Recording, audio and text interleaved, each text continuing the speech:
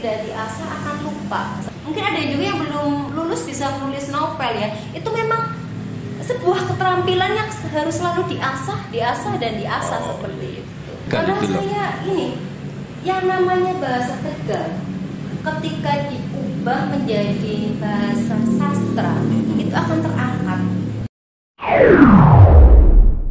Selamat datang di Podpos, podcast Pantura Pos. Assalamualaikum warahmatullahi wabarakatuh. Malam ini Podpos, podcast Pantura Pos kedatangan seorang novelis. Dia adalah seorang guru SMK Bakti Praja Dukwaru dan dosen Politeknik Baja Tegal. Nah, itu ini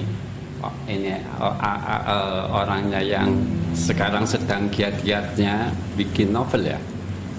Apa ya novel terbaru yang sedang kamu bikin? Novel yang terbaru. Iya. Novel yang terbaru saya akan membuat The Queen of Mardia. Kenapa kamu memilih nama Mardia? Apa latar belakang dari novel kamu? Karena diambil dari asal usul huruf H ya. Katanya orang dulu, orang Tegal ya. Yang berinisial huruf H itu pasti akan menjadi orang-orang sukses. Contohnya di sini ada ya yang mungkin nama asli Mardia yang memang benar-benar orang kaya ya. Iya. Jadi saya mereferensi menggunakan nama Mardia, tapi bukan Mardia yang di Tegal, tapi ini secara fiksi. Oh gitu. Jadi ini novel bukan non fiksi ya, tapi fiksi ya? Iya, fiksi. Fiksi ya. Lah kan itu enggak ya, hanya satu nama. Untuk perbandingan lain, kenapa milihnya hanya satu nama? Kan contohnya masih banyak tokoh-tokoh besar di dunia ya. Mungkin di sini ada Siti Khotijah, pasti kita tidak asing di sini ya. Istri Rasulullah. Ya, Rasul itu ya. Itu juga wanita atau perempuan yang terkaya itu ya, waktu itu di Arab, di Jazirah Arab, kemudian menikah dengan Rasulullah. Itu juga sebagai contoh. Kemudian contoh yang lain di sini ada Ruqayyah ya. Oh iya. Ruqayyah Ibu dari Iqmal Jaya ya. Iya, kemudian ada juga di sini yang saya tulis Carimah, tahu ya Carimah? Oh iya. Juragan ikan yang terkarya di daerah Tegal. Jadi inspirasi dari nama Mardia bukan Mardia yang sesungguhnya ya, yang sekarang, ini hanya tapi sebagai fiksi saja. Kemudian ada lagi nih yang artis bukan artis ya ini. Dulu pernah menjadi istri dari seorang artis pedangdut itu ya. Oh iya, Musdalifah. Oh iya. Berarti mantan itu istrinya. Juga, itu juga kan kaya ya. Berarti novel yang ingin kamu ketengahkan, berarti tokohnya tokoh orang kaya? Iya, memang enggak. Tokohnya dari awal orang yang sederhana, memang orang yang tidak punya. Kemudian dari kegigihannya untuk sukses, akhirnya dia menjadi perempuan yang kaya dan mempunyai istilahnya karakter wanita karir yang bagus, mempunyai prinsip hidup yang bagus juga di sini. Kira-kira orang semacam itu bagi kamu layak untuk sebagai novel ya, tokoh novel itu? Ya layak sekali ya, karena ini menggambarkan saya ini di sini menggambarkan sosok wanita karir ya di sini ya, bahwa wanita karir itu mempunyai prinsip. Apalagi orang yang istilahnya wanita yang sudah kaya raya, dia tidak membutuhkan kekayaan lagi, ya kan? Yang dibutuhkan adalah ketenangan, kenyamanan jiwa seperti itu di dalam hidupnya. Kemudian terkadang seorang wanita karir ini mungkin untuk memikirkan pernikahan itu agak lama ya, jadi tidak terlalu memikirkan sekali. Yang penting bagaimana caranya bisa sukses. Itu yang kamu bangun dalam novel itu ya? Iya, seperti itu. Nah, kenapa kamu memilih dunia novel? Karena dunia novel itu kan prosa yang panjang. Iya. Sedangkan kamu itu kan sebagai penulis baru ya, saya jadi heran. Masih pemula ya, saya mungkin bisa disebut pemula ya. Ya saya kan heran, sepanjang saya punya berkenalan dengan para seniman belum ada lah khususnya untuk kabupaten seorang wanita biasanya menekuni hanya dunia puisi, hanya dunia cerpen. Lah kamu tiba-tiba menjadi novelis. Ini yang melatar belakangi apa? Kenapa kamu memilih novelis bukan cerpenis? Karena gini, kalau yang namanya cerpen itu kan sekali duduk bisa selesai ya. Mungkin permasalahannya tidak kompleks. Tetapi kalau untuk novel itu benar-benar kita bisa menuangkan ya mungkin di sini imajinasi kita ya, imajinasi kita sebagai seorang penulis yang ingin menuliskan seorang tokoh berbagai permasalahannya ya. Kemudian di dalam novel itu otomatis permasalahan itu kan pasti ada beberapa konflik ya. Ya konflik, kemudian ada beberapa tokoh yang hadir di situ lebih kompleks, lebih menantang ya seperti itu. Konflik yang Anda bangun apa ya di dalam novel ini? Di dalam konflik Mardia ini ya. Sebenarnya di sini ada percintaan ya. Percintaan seperti itu. Dia bertemu dengan seorang dokter ya. Awalnya Mardia ini tidak suka dengan si dokter tersebut ya. Inisialnya Dokter Restu. Kemudian dengan kegigihan Restu bisa menyentuh hati Mardia. Namun dikala ketika cintanya sudah mulai tumbuh dengan Restu dan mengiyakan adanya sebuah ikatan yang resmi, ternyata dokter tersebut itu hanya memanfaatkan Mardia. Hartanya saja. Ternyata di belakang Mardia itu ternyata dia sudah mempunyai wanita yang lain, sehingga membuat Mardia yang tadinya bersemangat jadi tidak bersemangat. Hampir istilahnya di sini sosok wanita yang tangguh itu bisa psikologinya itu di sini turun seperti itu ya. Ya dia yang tadinya seperti percaya diri tiba-tiba istilahnya harus menyepi, atau mungkin di sini saya gambarkan yang tadinya mungkin tidak suka istilahnya keramaian yang mungkin bukan dirinya sendiri dia tiba-tiba menjadi seperti orang lain, kayak itu ya, kayak agak putus asa atau gimana di dalam novel kamu? Di sini ya hampir putus asa, tetapi kemudian pastikan yang namanya novel itu bagaimana caranya biar si tokoh ini mungkin ada yang menolong seperti itu ya, tokoh tambahan itu yaitu Ribut di sini. Ribut itu sebagai tokoh apa? Teman atau Ribut adalah sahabat kecilnya Mardia. Saya sengaja membawa nama Ribut ya di sini ya karena mungkin kayak nama-nama yang istilahnya di dalam novel mungkin kebanyakan nama-nama yang populer ya. Jarang-jarang yang nama-nama dari daerah lokal itu jarang. Kenapa itu? Ambilnya nama-nama daerah. Saya ingin menguri-nguri budaya ya seperti itu gitu ya, bahwa tidak ada salahnya sih ketika kita menuangkan sebuah nama di dalam novel menggunakan nama-nama daerah. Ya kan kita akan mengenalkan seperti itu. Untuk setting novel Mardia itu di mana aja? Di Tegal atau di mana? Atau di mana? Mungkin kan tidak hanya di Tegal ya? Ada juga yang di sekitar ini ya, Paris ya. Gitu ya. Ya, berarti kamu survei untuk menentukan itu ini, ya? Kalau yang namanya novelis itu kan memang harus benar-benar pakai data ya, walaupun itu bersifat fiksi seperti itu. Cuman karena saya kan belum pernah ke Paris ya, saya lihat di YouTube, di Google, sebagai latar suasananya saya gambarkan seperti itu. Ya memang banyak novel-novel yang ditulis oleh orang meskipun dia sendiri berada di daerah, tapi seperti kayak novel-novel punya Andri Herata itu kan banyak perjalanan di luar negeri ya. Iya betul sekali. Meskipun dia berada di Tapi daerah. gini, terkadang mungkin Anda ya Hirata memang kebiasaannya menulisnya memang benar-benar kejadian. Memang beliau juga berasal dari Belitung. Iya, Dia iya, juga pernah ke luar negeri. Iya, ke Sorbonne itu kuliah di sana ya. Data-data itu malah Iya. mendukung seperti itu. Sedangkan saya kan sebagai pemula ya saya gitu ya. referensinya ya berarti berasal dari Google, berasal dari YouTube, seperti itu saya gambarkan seperti itu. Kembali ke ini. Sebelum Anda itu bikin Mardia, novel Mardia, kan pernah bikin satu novel. Iya.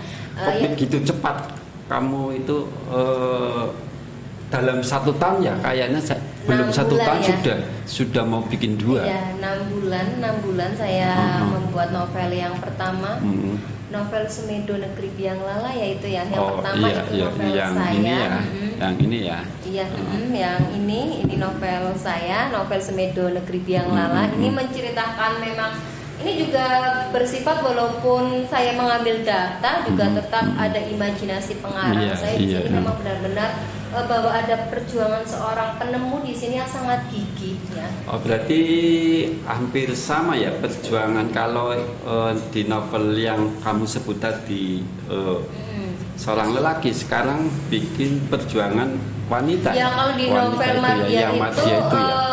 saya bisa mengacu ke feminismenya ya, perjuangan seorang gitu wanita ya. seperti itu. Kayaknya ada pertanyaan Mbak dari siapa? Cicin Tresna, Mardia wonge kaya apa min? Wonge ayu apa kepiben? Nah, kalau yang namanya orang yang mungkin di sini sudah kaya ya otomatis ya, walaupun wajahnya biasa-biasa saja, ya bisa istilahnya disulap menjadi luar biasa ya. Orang gitu kaya ya. kan pasti seperti itu, nggak mungkin lah. Ketika kita mungkin semuanya menjadi orang punya, penampilan juga pasti mengikuti. Gitu ya. Seperti itu. Ini ada lagi dari Mas Agus, Mbak Ria, belajar menulis di mana? Apakah lulus sastra atau otodidak?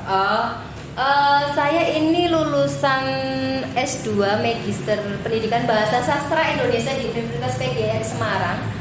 Baru wisuda bulan Agustus ya, Agustus baru-baru ya. Selamat ya. Iya, saya menyelesaikan tesis berarti 2 tahun kurang ya mungkin. 2 tahun kurang itu. Nah ya. di situ saya bertemu dengan rekan-rekan. Ternyata rekan-rekan saya di situ ada seorang yang penulis ya.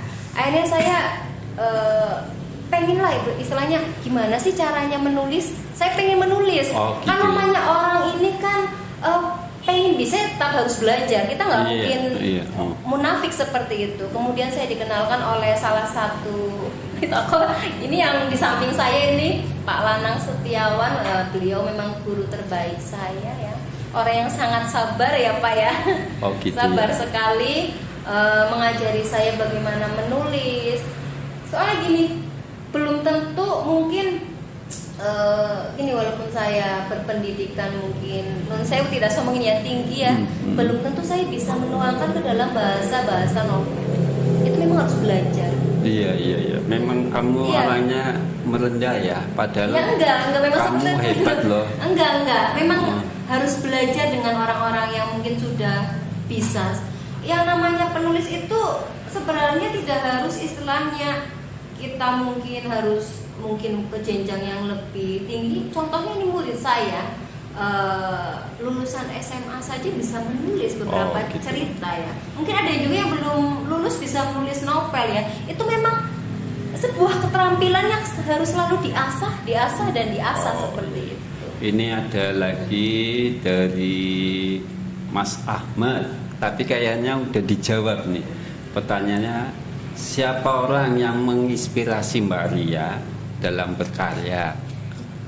Yang terutama itu teman saya ya, Mbak Fitri Arihasi itu dia seorang penulis juga, kemudian wartawan liputan 6 ya kalau tidak salah, juga asesor. Dia selalu bilang gini kepada saya, Mbak saya pengen nulis aja udah tulis aja, tuangkan. Dia mendukung iya, saya iya. bagaimana saya, karena saya orang awam nggak pede, kemudian beliau menjembatani kepada Kang Lanang Setiawan, juga beliau juga menginspirasi.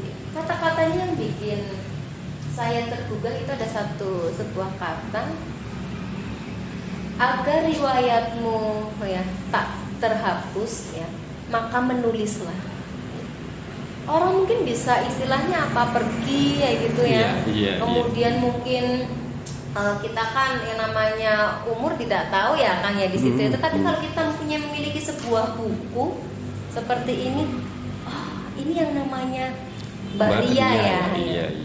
Ini orangnya nggak ada, tetapi ada wujud bukunya seperti ini. Ada biografinya, perjalanan jadi hidupnya. ada satu kata-kata yang menggugah ya. Satu ungkapan ya yang dari salah satu sahabat Nabi mengatakan bahwa ilmu itu akan berumur panjang, tapi kalau harta jika dibelanjakan akan hilang cepat.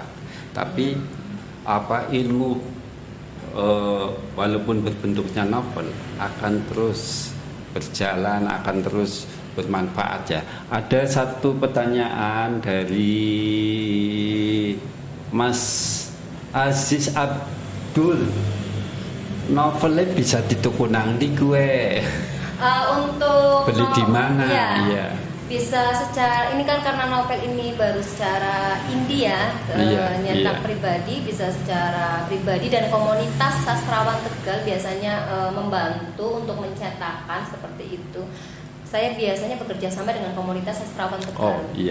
Yang selanjutnya Mbak, The Queen of Mardia.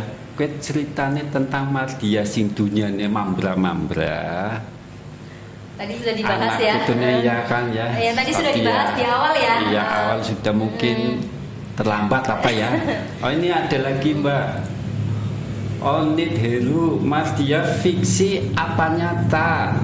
Ini adalah Mardia fiksi, cuman saya melukiskan bahwa yang namanya Mardia itu memang orang kaya dan orang ternama di sini. Jadi saya inspirasinya dari Mardiah yang di sini, tapi fiksi. Gitu. Iya, jadi novel ini tidak ada kaitan dengan Mardiah yang ada di Tegal, tapi inspirasinya dari situ ya. Iya, betul sekali. Dan menggunakan nama-nama yang istilahnya unik dan khas sekali ya. Iya. Jarang ada mungkin novel yang mungkin kan nama-namanya paling bagus, Bu. Kamu pinter ya,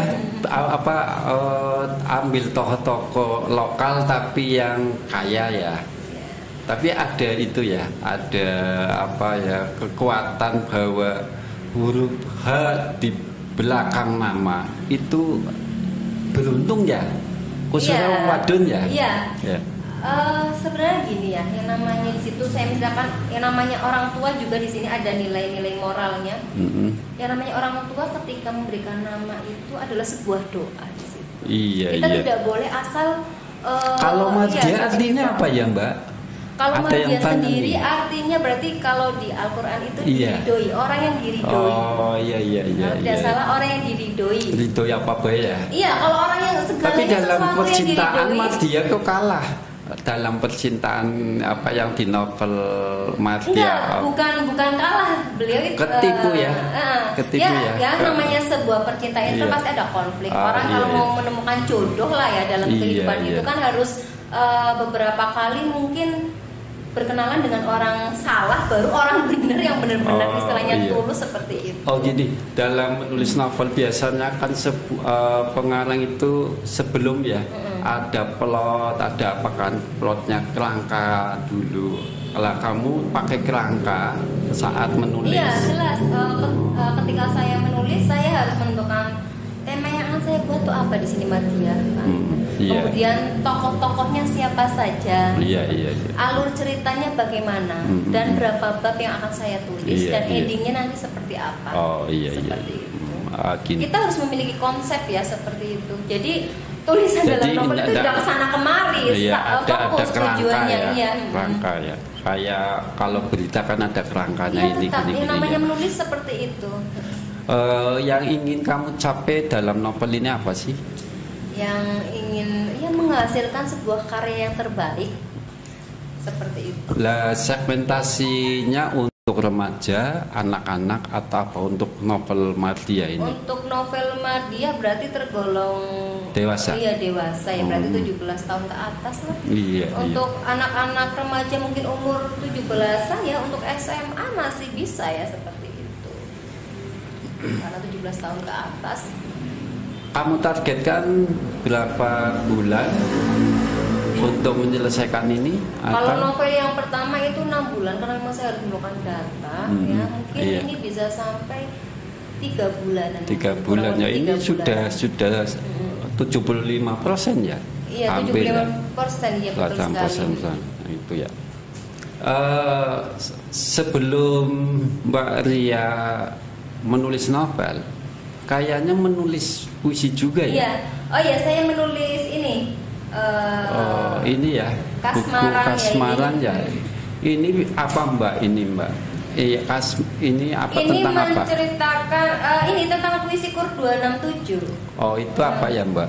Kur 267 itu seperti puisi pendek dari Tegalan yang gitu. baris pertama ada 2 kata, kemudian baris yang kedua ada 6 kata, baris yang terakhir ada 7 kata seperti itu. Jadi semacam haiku ya, puisi pendek dari Jepang dari ya. Jepang, cuman itu. Beda pola tuangnya beda ya. 5, 7, 5 ya, jumlahnya 17 ya. Ini juga sebenarnya mengambil dari hari lahirnya sastra Tegalan ini 267. Gitu ya. Jadi ada filosofi itu ya. 26 ya 26 November itu 26 ya. November. Tapi saya setelah baca ini, kayaknya ini juga sebuah novel, cuman ditulis iya, dalam gini, puisi itu bisa diprosakan, bisa diceritakan, bisa dilukiskan, seperti itu namanya puisi. Contoh saja ini, lagu itu kan hampir sama dengan puisi ya, tetapi kan dinyanyikan. Iya. Itu kan sebenarnya mengisahkan sebuah yang saya maksud itu. Ini walaupun kan hanya puisi pendek, tapi kalau dibaca ini termasuk novel, karena di dalam buku yang kamu ini ada rangkaian kisah yang itu. Di sini ada memang rangkaian kisah perjalanan tentang seorang wanita. Ya ini kasusnya malah bercerai ini ya. Di sini saya lukiskan seperti itu dalam puisi saya yang Kasmaran. Ketika menemukan pasangan yang pertama, ternyata pasangan pertama itu kasar ya. Kemudian dia setelah berpisah dengan pasangan yang pertama, akhirnya menemukan pasangan sejatinya seperti itu. Nah itu kan hanya wujud atau bentuknya kan puisi pendek ya. Seperti kayak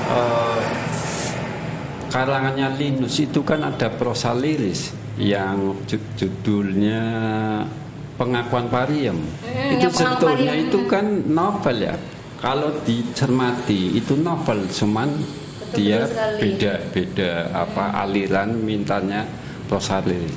Lah ini Mbak Ria selain bikin puisi juga bikin wangsi itu apa Mbak? Wangsi. Wangsalan ini wangsalan puisi. Ini yang nerbitkan Balai Bahasa Jawa Tengah ya. Ini ceritanya gimana? Kok bisa sampai wangsalan puisi masuk sini gimana Mbak? Ceritanya seperti saya ya ini bersama dengan teman-teman komunitas, kemudian disuruh istilahnya apa oleh Pak Lanang gitu ya. Yuk kita bikin wangsi biar bisa menguri-nguri budaya Tegal. Ini Tegal ya. Ini pakai bahasa Tegal. Tegal. Kenapa kamu sudah jadi novelis tapi tetap bikin karya menggunakan bahasa Tegal? Apa yang ingin kamu dengan Tegal itu loh? Saya ini yang namanya bahasa Tegal ketika diubah menjadi bahasa sastra itu akan terangkat. Jadi bahasa bisa untuk penelitian, bahasa istilahnya untuk tulisan, banyak dicari seperti itu. Oh gitu ya. Jadi banyak disertasi yang ya, sudah martabatnya akan menjadi istilahnya naik lah. Tetapi kalau mungkin hanya untuk sebagai dagelan guyonan ya seperti itu kan kayaknya kurang ya. Tapi coba kalau misalnya dijadikan puisi ini. Contoh ini yang Pur 267 saya yang judulnya Enake Dewek. Nah, jengkel garwa sokan las-los golek enake dewek ya. Itu kalau dijadikan bahasa puisi kan itu ada nilainya. Seperti itu. Ada niatan bikin novel dengan menggunakan bahasa Tegal? Kalau untuk sementara ini sih belum ya, tapi tidak tahu nanti. Iya ada. Cuman ini juga saya membuat ini kumpulan cerita mini juga dengan 2 bahasa Indonesia dan bahasa Tegalan. Oh, yang itu ya cermin itu ya, cermin itu ya. Mini, oh ya, saya pernah baca di cermin itu bagus-bagus loh. Yang ini ya yang judulnya Ludah Mustajab milik Makne ya. Oh iya. Saya malah sempat juga ada yang pernah diterbitkan di Pantura Pos itu juga. Oh iya yang termasuk ya. Beberapa cerita mini saya yang Tuan Umbrus. Menurut saya kan gini Mbak, bahwa sebelum diterbitkan khususnya untuk yang kecil-kecil ya, cerpen, kebiasaan para novelis atau penulis supaya ada nilai itu tidak langsung diterbitkan, tapi kalau punya kesempatan dimuat dulu itu punya nilai tinggi. Oh ini bahwa ini sudah ada editor di salah satu media atau di media koran, itu kebanyakan itu bukan langsung kita bikin terus diterbitkan. Beda kalau novel. Ya. Tapi tidak apa-apa ketika nanti sudah diterbitkan mungkin bisa saya tuangkan ke dalam tulisan media ya tidak apa-apa. Sebenarnya yang namanya karya tetap saja ada nilainya tergantung pembacanya seperti itu. Enggak, maksud saya gini,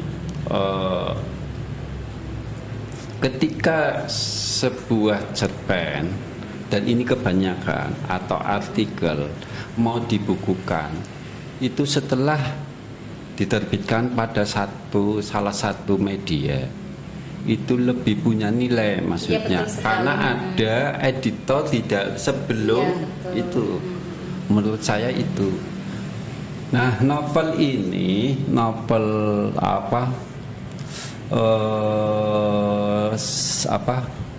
Mardia itu kira-kira endingnya mau gimana sih?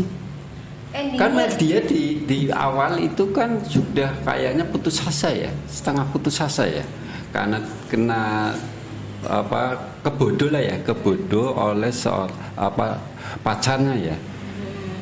Nah endingnya mau dengan siapa ini? Apa sih? Endingnya itu ketika ini masih menjadi rahasia lah. Oh gitu ya, nanti kurang kejutan ya. Kurang ceritanya seperti itu. Endingnya seperti itu masih menjadi rahasia ya, penulis ya. Penulis kayak gie. Ya biar bukunya itu bisa laku, bisa. Ya namanya seni itu kalau memang mau dihargai ya memang harus istilahnya dinilai seperti itu.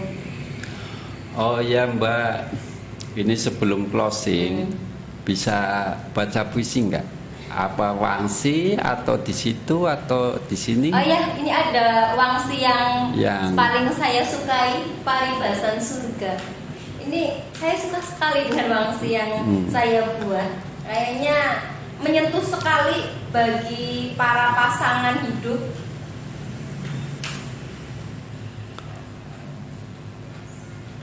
Dan penerbitannya nggak main-main ya? Ini Balai Bahasa ya, Balai Bahasa Jawa Tengah ya. Kita harusnya patut bangga karena apa? Bahasa Tegal bisa diakui secara nasional ya. Itu terbitan tahun berapa sih Mbak? Tahun 2020 ini. baru-baru ya? Iya, Baru ini ya? kayaknya sekitar bulan Maret atau Oh gitu. April ya betul. Maret, Monggo Maret, Mbak, Maret. monggo dibacakan. Yang bisa ya sing akeh. Satu saja ya.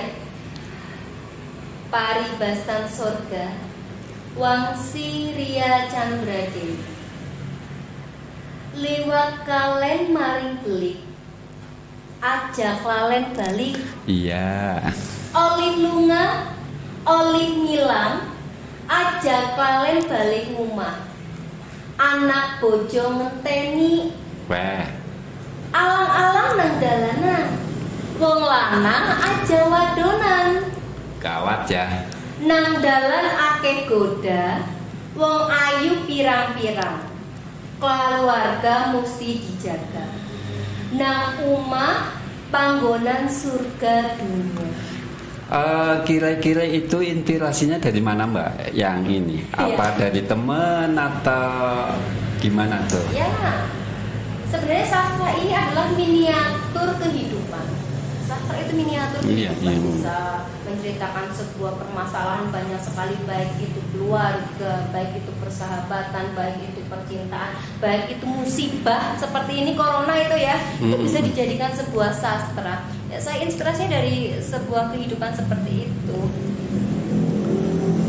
Berarti lebih banyak mendalami kehidupannya di samping itu ketika ya. kita menulis tidak mungkin secara langsung ada ide Oh, inspirasi ya, otomatis kan kita ada data atau mungkin pengalaman yang pernah kita rasakan atau pengalaman teman yang kita rasakan kemudian kita tulis tapi kita tuangkan secara fiksi seperti itu. Madya itu apa ya bagi kamu sebagai sosok idaman ya? Sosok idaman karena perjuangan perempuan ya. Jadi kayak Kartini apa Piben?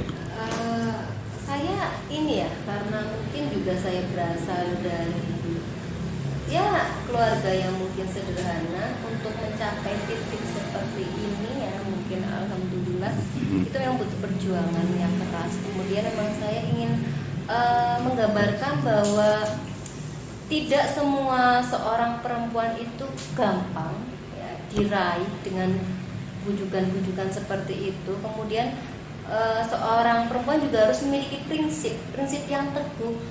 Secintane apa karo wong lanang, tetapi kudu duwe harga diri. Harus seperti itu ya.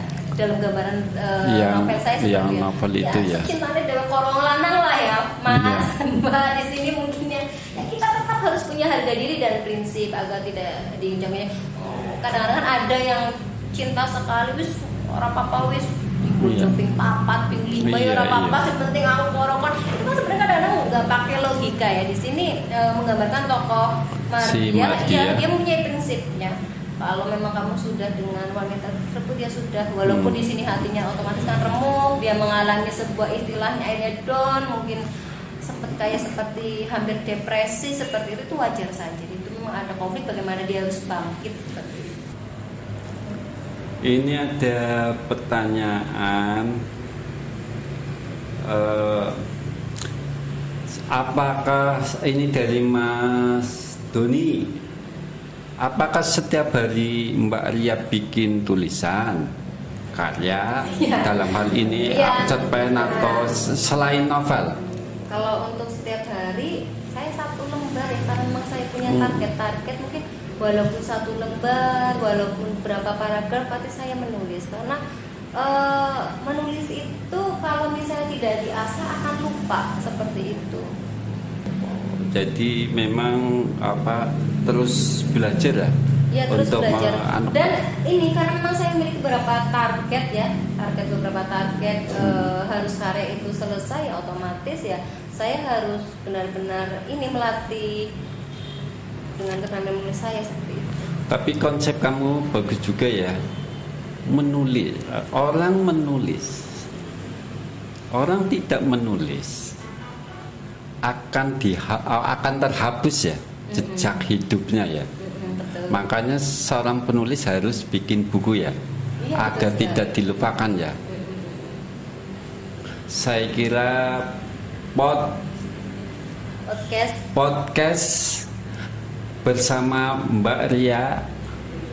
Malam ini cukupan di sini dulu ya. Assalamualaikum warahmatullahi wabarakatuh.